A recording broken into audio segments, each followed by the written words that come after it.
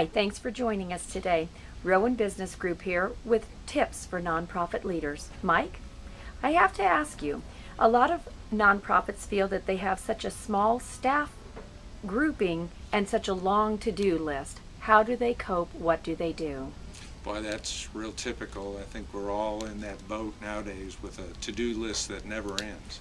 But for not-for-profits and the leadership and the staff, sometimes the founder of the not-for-profit, can really get frustrated if they can't get more done.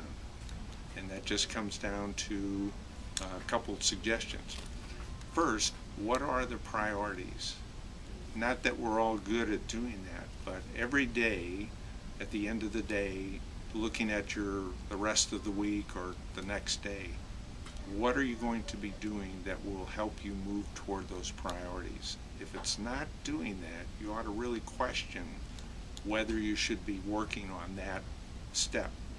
There's a lot of nice things to do. There's a lot of things that everybody has done forever. But look to priorities. That's one step that I'd recommend. Part of it is come down to a step that everybody kind of avoids, but what's the plan?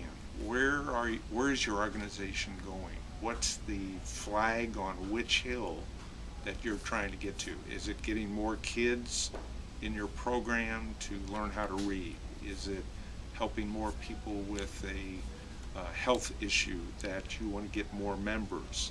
Are those the big drivers of what you're trying to do? And getting to that understanding sometimes comes down to what's the plan? Have you taken time to meet with leadership and saying, here's our plan for the next year, and back that up to what are we going to do next month and what do we really want to get done? So taking those small steps, getting those priorities is built on where do you want to go long term and backing up from that point to tomorrow. That sounds really like a great plan. Mike, what does Rowan Business Group offer the nonprofit in the line of services that might really help keep the organization on track? Really planning, really focusing on their priorities. You know, we follow a process called DASH, and it stands for Discovery, Analysis, Strategies, and Hone, H-O-N-E, sharpen, get better at what you're doing. And we use that as a guideline for whatever planning process that a not-for-profit needs. We know one size doesn't fit all.